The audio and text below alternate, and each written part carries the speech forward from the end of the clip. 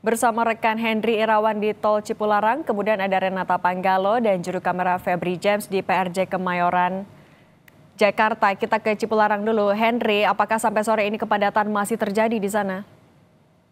Ya baik, saudara, dapat kami informasikan jika kepadatan di ruas tol Cipularang dari Jakarta menuju Bandung hingga sore ini masih terjadi kepadatan dan bahkan mengular cukup panjang.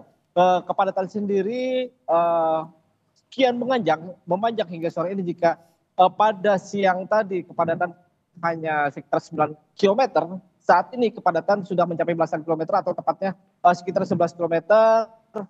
Yang titik kepadatan awal dimulai dari kilometer 96 dan ekornya mengular hingga ke kilometer 85 Purwakarta. Kepadatan ini disebabkan karena lonjakan ke arus kendaraan yang melintasi tol Cipularang menuju arah Bandung pada saat libur panjang tahun baru Islam dan bersamaan dengan libur akhir pekan ini. Selain itu, kami juga dapat informasi dari pihak polisi dan pihak jasa marga jika kondisi kepadatan ini merupakan imbas dari atau dampak dari mengalirnya atau meluapnya kendaraan dari tol Jakarta Cikampek yang kemudian mengarah ke arah tol Cipularang ini tercatat hingga sore tadi sebanyak 62 kendaraan keluar dari tol Jakarta Cikampek dan 33.000 kendaraan diantaranya masuk ke ruas tol Cipularang ini. Hingga saat ini kondisi kendaraan di tol Cipularang khususnya yang menuju ke arah Bandung, kendaraan-kendaraan hanya bisa berjalan merayap dan bahkan sesekali terhenti karena memang banyaknya atau membludaknya kendaraan yang melintas untuk menuju ke arah Bandung. Kondisi ini juga diperparah dengan banyaknya truk-truk yang berjalan melambat saat memasuki tanjakan dan kelokan sehingga kendaraan-kendaraan di belakangnya harus memelankan kendaraannya juga. Balik ke studio. Dari Cipularang kita juga akan melihat laporan langsung dari Malioboro, Yogyakarta, ada jurnalis Kompas TV Michael Aryawan. Mika, kalau di Malioboro libur panjang kali ini apa sih yang paling dicari sama pengunjung di sana?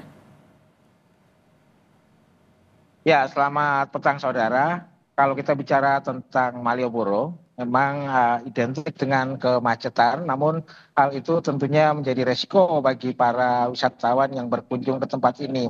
Bahkan ada cerita menarik di antara mereka bahwa sebagian dari mereka datang ke Malioboro hanya ingin merasakan kawasan yang macet seperti ini. Nah, tentu saja itu hanya ungkapan menghibur diri dari para wisatawan betapa mereka mau masuk ke kawasan Malioboro memang macet dan kalau di Malioboro mereka senang dengan nongkrong, dengan duduk-duduk, kemudian bersuah foto, tetapi tentu saja di kawasan ini ada juga jasa fotografer yang memang profesional dan mereka bisa menyewa jasa tersebut lengkap dengan berbagai kostum yang diinginkan. Biasanya kostum-kostum yang disewakan di kawasan Malioboro ini adalah kostum berbusana Jawa. Nah, selain foto mengabadikan momen liburan mereka, para pengunjung Malioboro juga berburu kuliner. Biasanya memang yang paling wajib dibawa dari kawasan ini adalah bakpia patuk, kemudian cemilan-cemilan khas Yogyakarta, dan ada juga makanan berat seperti gudeg dan juga soto untuk kawasan Malioboro. Nah, di sentra-sentra kuliner ini ada di Teras Malioboro 1, kemudian Teras Malioboro 2, dan juga di kawasan Pasar Beringharjo. Pengunjung biasanya yang berburu kuliner mendatangi tempat-tempat itu. Sementara untuk hiburan yang lain biasanya mereka cenderung mendengarkan para pengamen yang main atau mentas di pinggir jalan, di pedestrian di sisi kanan dan kiri jalan Malioboro. Mereka mendengarkan para musisi jalanan, kemudian ada beberapa di antara mereka yang juga membuat konten untuk media sosial. Nah, Oke. hiburan-hiburan itulah yang sering dilakukan oleh para wisatawan di sepanjang jalan Malioboro ini.